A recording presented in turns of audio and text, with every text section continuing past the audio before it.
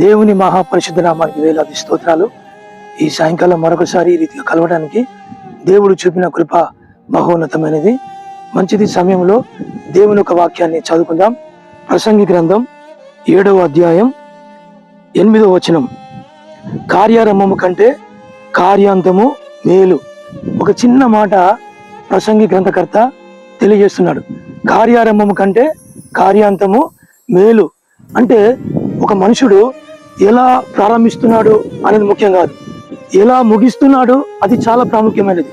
ఈ లోకంలో చాలా మంది మరి క్రైస్తవ బిడ్డలే ముందు చాలా భక్తిగా ఉంటారండి, చాలా దేవుని యందు భయభక్తులు కలిగి జీవిస్తారు. మందిరం అంటే అందరికంటే ముందొచ్చి కూర్చుంటారు. దేవుని యొక్క పని అంటే అందరికంటే ముందొచ్చి చేస్తారు. సావాసం అంటే చాలా ఇష్టపడతారు.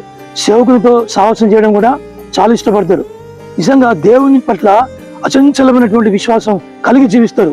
కానీ రాను రాను రాను వారి యొక్క విశ్వాస జీవితం, వారి యొక్క ఆత్మీయ జీవితం, వారి యొక్క ప్రార్థన జీవితం ఏమైపోతుంది? చల్లారిపోతుంది, సన్నగిలిపోతుంది. అందుకొరకే ఈ మాట తెలియజేస్తున్నాడు. కార్యారంభము కంటే కార్యాంతం మేలు. నువ్వు ఎలా ప్రారంభిస్తున్నావు నీ భక్తిని అని దేవుడు చూడడు, నువ్వు ఎలా ముగిస్తున్నావు.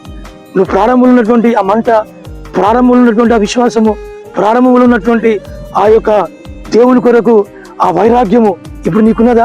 ముగింపులో నీకున్నదా? లేదు.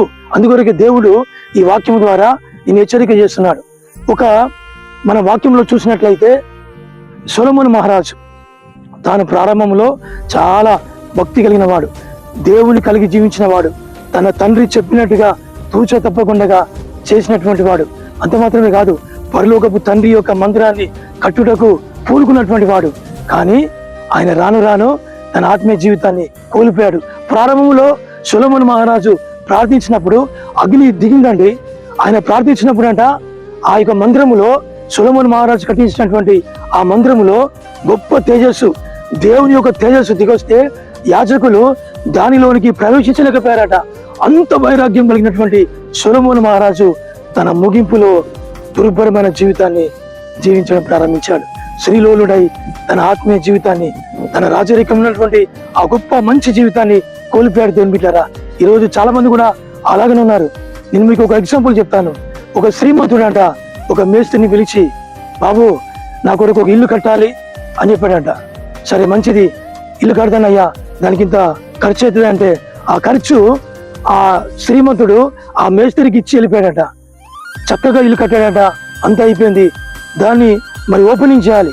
ఆ ఓపెనింగ్ రోజు మరి ఈ శ్రీమంతుడు అందరిని పిలిచాడట.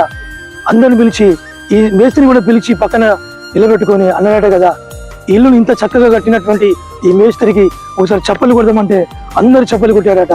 ఆ ఇల్లును చూసి అందరూ ఆశ్చర్యపడారట. కానీ ఆ సమయంలో ఆ శ్రీమంతుడు, బాబు ఇంత చక్కగా ఇల్లు కట్టావు కదా, ఇదిగో ఈ ఇంటి తాళం చేయులు, నీకే ఈ ఇల్లు అని చెప్పేసి తాళం చేయులు చేయలేపెట్టాడట. వెంటనే అతడు సంతోషపడాలో దుఃఖపడాలో అర్థం కాక గొల్లుమని ఏడుస్తున్నాడట. ఎందుకు బాబు, ఎందుకు ఏడుస్తున్నావు అనంటే, అయ్యా ఈ ఇల్లు నాకని తెలియక, నువ్వు గొప్ప కోటీశ్వరుని కదా, నువ్వు శ్రీమంతుడు కదా, నీకని చెప్పేసి నేను నాసి రకం మెటీరియల్ వాడి ఇల్లు కట్టానయ్యా, ఇది ఎప్పుడు కూలిపోతుందో తెలియదు అని చెప్పేశాడట. వెంటనే ఆ శ్రీమంతుడు చాలా బాధపడినట. చూసారా, దేవుడు కూడా మన ఇల్లు కట్టుకోమని మనకు చెప్తున్నాడు. కానీ మనం ఏం చేస్తున్నాము? ప్రారంభంలో ఉన్నట్టుగా కాకుండా ముగింపులో నాసిరకంగా మన భక్తి మారుతుంది, నాసిరకంగా మన ఆత్మీయ జీవితం మారుతుంది. అన్ని నాసిరకమే. మన జీవితం అంతా కూడా సాతాను చేతిలో పడుతుంది. ఎప్పుడైతే ఒక మనుషుడు సాతాను చేతిలో పడతాడో, ఎప్పుడైతే ఒక మనుషుడు సైతానుకు లోబడతాడో, అప్పుడు ఆ సాతానుడు ఆ మనుషుని మీద పెత్తనం చెలాయించడం చేస్తాడు. అప్పుడు ఇక విందేముండదు, అంతా ఆ సాతాను చెప్పినట్టుగా చేయాలి. దయచేసి సాతాను చేతిలో బందీలు కాకండి. సాతాను చేతిలో నుండి విడిపించబడడానికి, మిమ్మల్ని విడిపించడానికే యేసుక్రీస్తు ఈ లోకానికి వచ్చాడు. దాని క్రియలను లయపరచడానికే యేసుక్రీస్తు వచ్చాడు. ఈ లోకములో సాతానుడు దేవుని బిడ్డలారా ఎవరికి భయపడడు, కానీ దేవునికి మాత్రము వాడు ఖచ్చితంగా భయపడతాడు.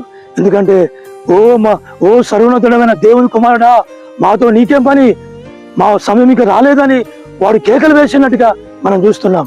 అందుకొరకే దేవుని కలిగి జీవించండి. మీ ప్రారంభం కంటే మీ ముగింపు చాలా శ్రేష్టంగా ఉండాలి. మీరు మహిమలో నుండి అధిక మహిమలోనికి రావాలి. కృప వెంబడి మీరు కృపను పొందుకోవాలి. మీరు సంపూర్ణతలో నుండి పరిపూర్ణతలోనికి రావాలని దేవుడు చూస్తున్నాడు. దేవుడు కోరుకుంటున్నాడు. దేవుని యొక్క కోరికను మన్నించి మీరు కోల్పోయిన మీ ఆత్మీయ జీవితాన్ని, ప్రార్థన జీవితాన్ని, విశ్వాస జీవితాన్ని మరలా మీరు పొందుకోనండి. దేవుడు మీ కుటుంబాలను దీవించును గాక. మీ కొరకు ఒక చిన్న ప్రార్థన చేస్తాను. పరిశుద్ధుడా, మహాగణుడా, సర్వోన్నతుడా, ఎంతమంది వాక్యం విన్నారు వారందరినీ పేరు పేరును అయినా జ్ఞాపకం చేసుకుని తండ్రి, అయ్యా మా ప్రారంభం కంటే మా ముగింపు చాలా శ్రేష్టమైన దాని ప్రభా మీరు తెలియజేశారు. ప్రారంభంలో ఉన్నటువంటి ఆత్మీయత, ఆ మంట, ఆ వైరాగ్యం, ఆ భక్తి, ఆ ప్రార్థన జీవితం, ఆ విశ్వాస జీవితం నాయన అయ్యా ముగింపులో లేదు నాయన. చాలా మంది నాయన ప్రారంభంలో ఉన్నట్టుగా లేరు ప్రభా. వారు భక్తిని కోల్పోయారు నాయన. సంఘాలకు దూరం అయిపోయారు, సేవకులకు దూరం అయిపోయారు, ప్రార్థనలకు దూరం అయిపోయారు. అంతకంటే ప్రాముఖ్యంగా నాయన నీకే దూరం అయిపోయారు నాయన. సాతాను చేతిలో వారు బందీలుగా ఉన్నారు. సాతాను పెత్తనం కింద నాయన మీరు మగ్గిపోతున్నారు నాయన. బానిసలైపోయారు తండ్రి. వారందరినీ క్షమించమని, వారికి విడుదలను, విమోచన దయచేయమని, ఎవరైతే వాక్యం వింటున్నారో వారు కోల్పోయిన వారి ఆత్మీయ జీవితాన్ని మరలా వారికి దయచేయమని యేసు నామములో అడిగి పొందుకొని మా పరలోక తండ్రి. Amen, amen, amen. మరొకసారి మన ప్రభు అయిన యేసుక్రీస్తు నామములో మీ అందరికీ శుభాలు తెలియజేస్తున్నాం.